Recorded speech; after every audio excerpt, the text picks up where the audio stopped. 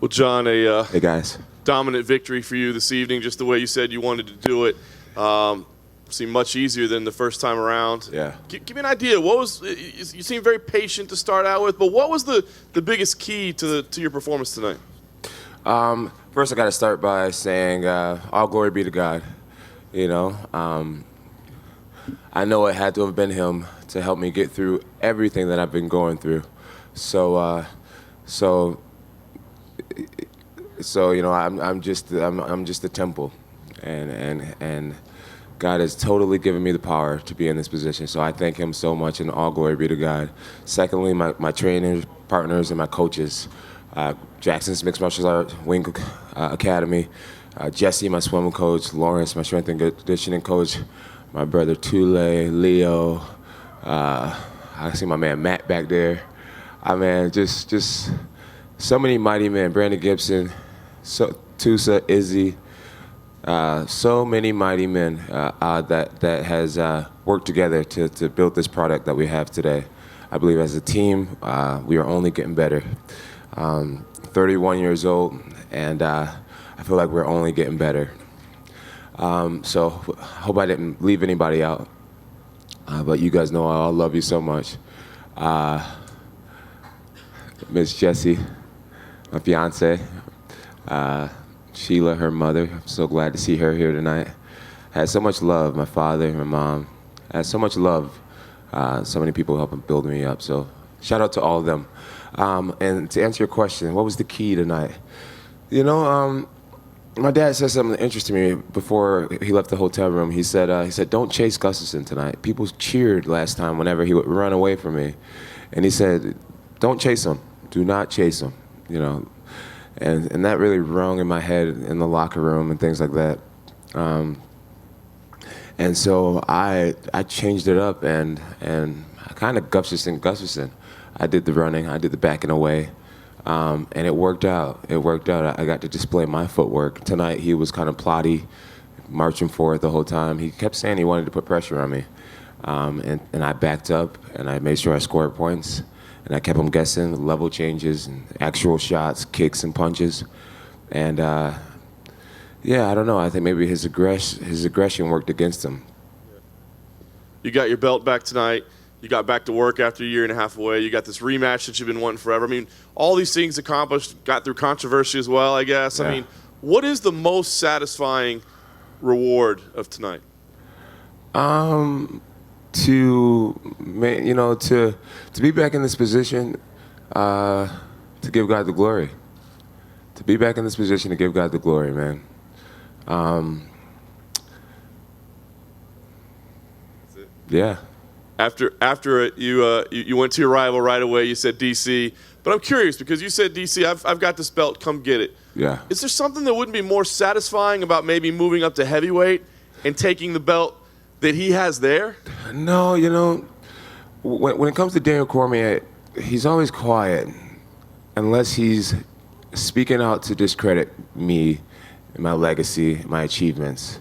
You know, every time he opens his mouth, and it works against him. I see the fans' reaction. They're just like, dude, leave Jon Jones alone for once. Dude, he beat you. You sound so bitter. He works his hardest to try to discredit and try to delegitimize the fact that I beat him twice. And the only thing I want to delegitimize as a retaliation is his claim of being a light heavyweight champion. He was never the light heavyweight champion. He never beat me.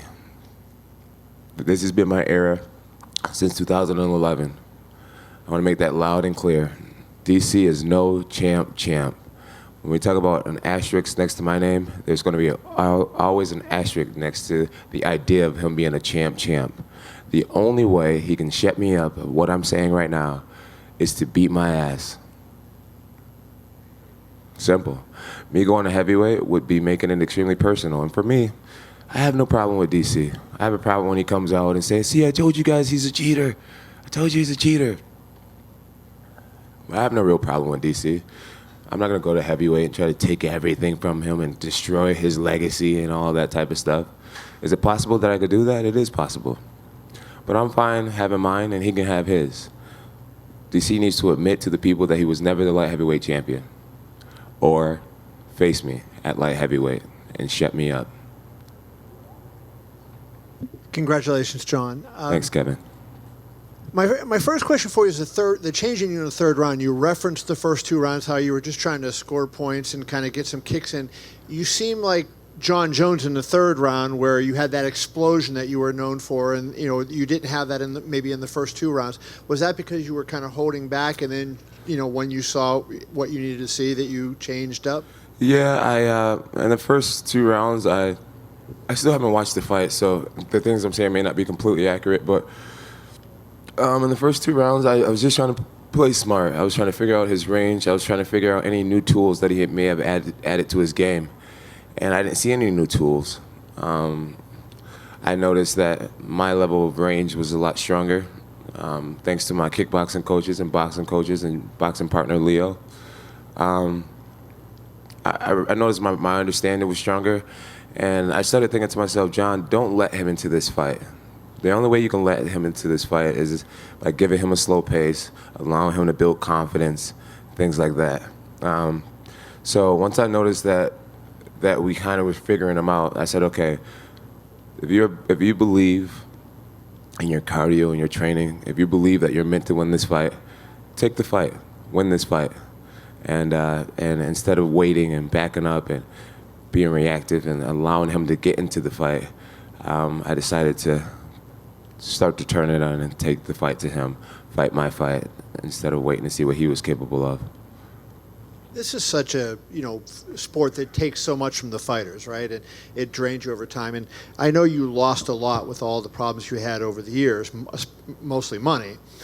But the fact, do you think it helped you in a way, Jon, that because you just competed once a year for the last couple of years, that your body didn't get all that wear and tear that it might have had if you fought 2 or 3 times in those years, and now you're going into your 30s with a lot more mileage on you? So do you feel like in some small way you kind of got a break by not having to fight all those times? Absolutely. Absolutely. Being suspended for 3 years out of the last several years has been very educational for me. The biggest thing that I've been able to do is have an understanding of who I am outside of the sport. Outside of Jon Bones Jones, who's Jonathan Dwight Jones? I got to go to therapy this summer and talk a lot about who Jonathan Jones is and what means most to Jonathan Jones. I got to see how people treat me when I'm not in the limelight, when I'm not training for a fight, when my reputation is not the best. I got to learn to differentiate between legitimate friendship and people who are around. I've learned a lot. Financially, I got to see my spending patterns, and if that's a healthy thing when you're not sponsored by a lot of companies. I learned a lot. I feel like a lot of times when an athlete retires, they feel this emptiness and they have these identity issues. And I've had the blessing to understand that and be able to come back into the sport. And the result of that is a greater appreciation for what this sport means, what this belt means, what it means to be in my position. And I think that's going to make me a more dangerous athlete because I have a greater appreciation. Who helped you specifically with your mental aspect? Because, Dana even referenced this. He was asked earlier about nothing bothered you, all of the people taunting you about the drug testing and, all the stuff that came up. You seem like you just put it in the background. You dealt with it like it didn't happen. Yeah. How did you come to get that approach to life that you don't dwell on the negative things and let those bother you and affect your future? Well, it's an accumulation of things. I felt like UFC 200, UFC 151 has prepared me for a curveball like this.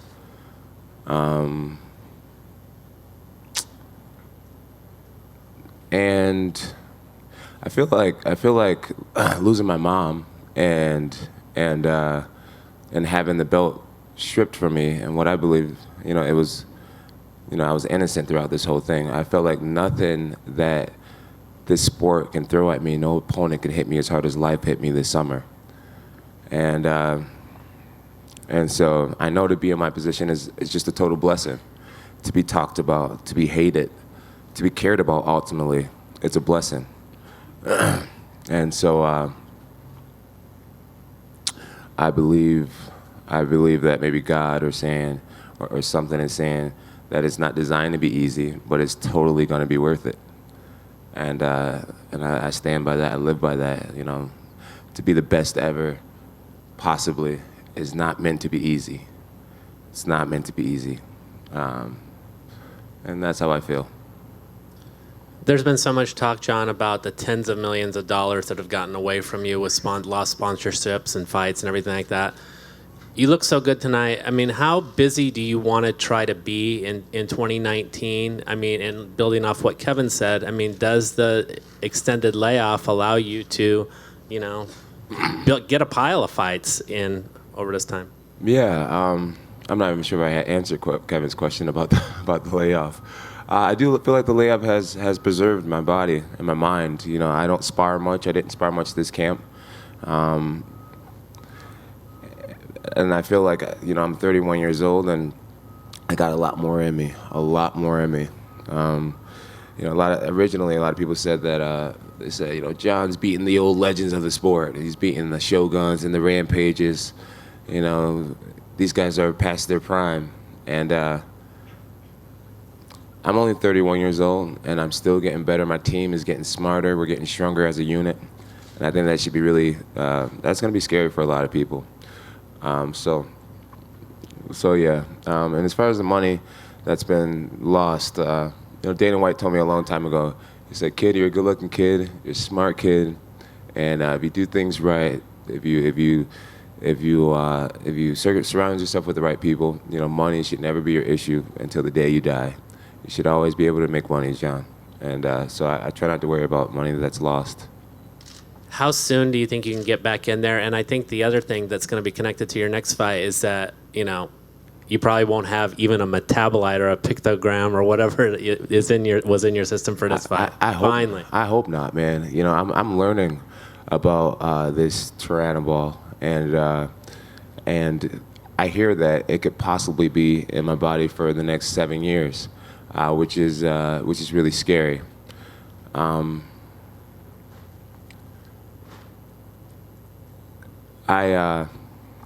In the first drug test situation with Daniel Cormier, they found a long-term metabolite in my body. There's no short-term metabolites being found in my body. I don't know how long this has been in my body, but I'd eventually like to fight to get my Daniel Cormier fight overturned, because if there was short-term metabolites found in my body, you would be able to tell that something got in me recently. But they found a long-term metabolite in my body. They've never found short-term metabolites in my body. And people ask me, how do you know, Jon, and this isn't something that's new putting in Jon's body before this fight? And if it was new, you would find short-term metabolites, medium-term metabolites. You're only finding long-term metabolites. Maybe this was in my, I don't know. I don't know how long this has been in my body, but I hear it could be in there for up to 7 years. Tonight I got drug tested by 2 different agencies. Yesterday I got drug tested by VADA for the first time, and I'm excited. I'm excited to be tested by the most legit drug testing agencies in the world, so that we can learn exactly what this is, and get to the bottom of it. And I said earlier in the interview that if I'm lying, then I pray that the Lord take every ounce of talent out of my body. I took a polygraph test. I looked these people in the eyes and said that I have never done anything to cheat this sport. And I passed that polygraph test. I have no Jedi mind tricks to pass polygraph tests. I believe that I'll be vindicated, proven innocent, and I'm just going to put it in God's hands. Hey, Jon, congratulations on the win tonight. You're sort of right. You and Alex had a little bit of a moment there after the fight. What did you guys say to each other? Alex said, "Man, you are really good and really strong." I said, "Thank you, Alex." I said, "Thank you for being such a great opponent." And I said, "We're both only 31, you know we're going to be fighting again. And he said, yeah, we're going to be fighting again. And I said, darn it. And yeah, we're gonna be fighting many, many times. He's gonna keep me on my game, and I'm gonna keep him continuing to strive and get better. I believe Alexander will beat most guys in the division, but I'm here to stay. I believe that this is my era, and I'm gonna own it for many years to come. That's my next question, because you come back and you beat the guy that people said, this is the guy that was your hardest test before. Some people even said that, Alex won the first fight. You come back after a layoff, you beat him. What is next, and what do you see as far as, like, what are the goals and accomplishments? You've already accomplished so much. What is next? What is next is for me to keep a degree of humility and to stay in the gym. To stay in the gym, stay getting better, and to not take anyone lightly. To not let my head get too big, not take anyone lightly. There's a lot of fresh meat that is rising up in the division, and in order for me to conquer these guys, I have to stay by the fire, stay in the gym, stay knowing that I don't know everything, and that's what's next. So you'll be kind of like the veteran guy welcoming the young lions like you once were. Oh yeah, well, I'm still a young lion. I'm only 31, and I've never been knocked out. I've been rocked in training maybe once or twice. I have a very healthy brain, a very strong jaw, and a will to be on top for a long time.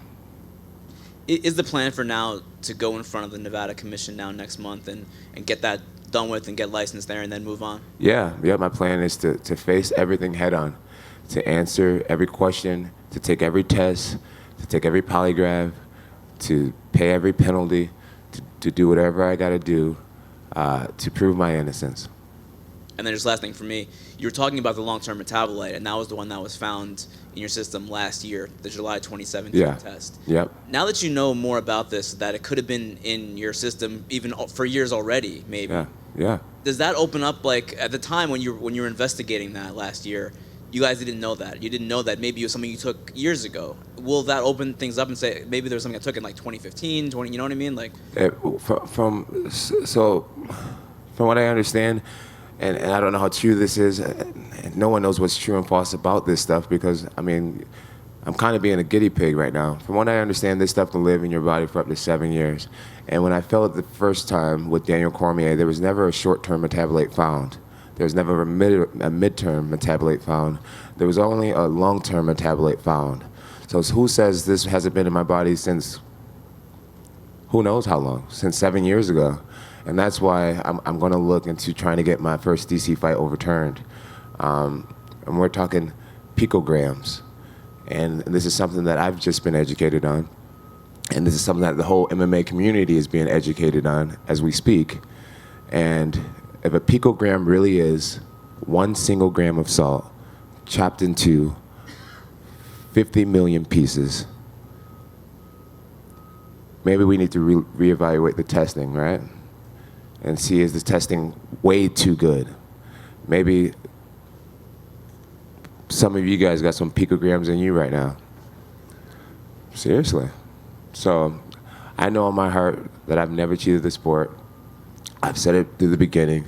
It literally almost drove me crazy this summer to be accused of being a steroid cheat. And that's why I will spend every dollar. I will face every jury. I will take every polygraph test to prove that I have never intentionally cheated this sport. I'm glad that it's very clear that it gives me no athletic performance enhancing benefits. And why in the world would I do something like that to discredit all these years of hard work, to ruin my own legacy when it never gave me an advantage in the first place? That's common sense. But people will ignore common sense because people have always wanted to see maybe it not be true. Maybe I'm not the best. Maybe I cheated all this time. I'll never be able to win that argument, and I'm totally comfortable in that space. I'm just gonna keep on kicking ass. Thanks, Jon. Oh, I got a clap, a single clap. Hey, thanks, coach. Thanks, guys. Jon, congratulations on your winning tonight. I'm not gonna ask any more questions about doping. It was too much, I think. But do you consider in the future going in a heavyweight? Yeah, eventually I'll go heavyweight. I think I'll start entertaining the idea of taking what's super fights against the perfect opponents. Yeah. Tonight, I had a feeling you were kind of going slow at the second round, and the third round, I saw that you were breathing hard. You know, it was difficult. You know, what you felt that moment? Were you tired or? No, I never. At no point did I feel tired. I'm just starting to believe in my experience and my education when it comes to this mixed martial arts thing, and I know that there's no rush. Rushing is how you can get knocked out. You know, be comfortable backing up. As long as you're scoring points, it's not considered running. And so I was just patient. I was just waiting. When Coach Wink told me, Jon, wait for the boom. Wait for the boom moment. You know, pick them, score when you can, and eventually the boom will come. The boom, my last fight happened with a head kick over DC. The boom this time was scoring a solid takedown. And so we were just patient. We knew we were winning every round. The fight metrics has already shown that I've won every round, and just patient. Well, congratulations! It was a very impressive comeback. And the last question is: have you seen the fight, Chris fighting Amanda Nunes? What do you think about it? You know, your comments. My comments is I'm extremely proud, happy for Amanda Nunes, mainly for Brazil to have. Now, the most dominant woman champion of all time being from Brazil, I'm extremely proud for Brazil. I've always had this interesting connection to Brazil. I really adore that country. So I'm really happy for Amanda Nunes. At the same time, as a Christian, I'm really sad for Chris Cyborg. As a woman of God, I got to admit that I wanted her to win. And that's no knock on Amanda. They're both great champions. And it was a great fight to watch. Hi, Jon, over here. You're talking about fighting Gustafsson again, possibly, so you don't feel that chapter is closed now? I think it's closed. But I also am smart enough to know that Gustafsson will fight his way back to the top. And so a third fight's inevitable. He talked about a knee to the groin that slowed him down. Did you sense that? No, I never said anything about a knee to the groin that slowed him down. Gustafsson talked about that. Oh, did he say that? Oh, wow. There'll always be something. And what do you think is next for him now? For him to keep his head high. That's what I would like to see from him. To keep his head high and know that he is right there with the top guys in the division to continue to develop his game. And I need Gustafsson to stay sharp. I have to know that there's guys like him out there to stay sharp. And so keep your head high, get back to the drawing board, and let's do it again. Thank you. Thank you. So I saw you were talking about the fight here. Hey. You're talking about the women fight, and I saw you with Cyborg over there. Yeah. As a champ, like she was like the reigning champ for so long, and always like when you're a champ like this, you're the target for everyone. So what did you talk with her, and what advice can you give her? You know, like. Yeah. So after her press conference in the back of the room, I just told her that I'm honored to stand by her because of her clarity in such a hectic situation. She said, her quote was, I don't know why God did this, but he has a plan for all of our lives. And whether you're a believer or not, I do believe he has a plan for all of our lives. And the fact that she wasn't discouraged or dismayed by this, it showed me that strength and what it is. She understands that it was in God's will for her to lose tonight. And she was a woman enough to still have pride in who she is and not feel like a failure. And she will know why this happened eventually. And she'll come back stronger than ever. My advice is for her to keep her head high and know that God has a plan for her. You were talking about the new guys in the division. Which guys do you see as like probably opponents for you in a short time? I don't want to flatter any of these guys by calling them out. Tonight has been a great night for me, hard-earned, and I don't want headlines to be tomorrow, Jon Jones called out this guy or that guy. They are all just pieces of this puzzle, and whoever it be, despite the name, I'll be ready for more victory. And with all your special connection with Brazil that you said, any plans on fighting in there? Man, I would love to fight in Brazil one day, just not against a Brazilian. You guys are the most passionate fans ever. You guys chant, "You will die, you will die." I don't want to die. sister here with the camera, I was extremely disrespectful to you, and I'm sincerely sorry. I was ready to fight, and I felt a little bit of maybe an attack, and I wasn't in the mood to lose. Yeah, I was just not in the mood to lose, not even a verbal argument. I'm so sorry for disrespecting you. Hey, Jon. There's been a lot of talk leading up to this fight about you not being 100% the first time you fought Gustafsson. Can you just talk a little bit about the difference between these two fights and your preparation? What's your question again? So my question is, you were talking a lot about not being 100%, being reckless before the fight last time against Gustafsson. Right. Can you talk about the difference in this fight and your preparation leading up to this fight? Well, he showed me what he was capable of. That you can't take people lightly, and I promised him that I took him lightly. I knew what I was up to behind the scenes, and the difference was my respect.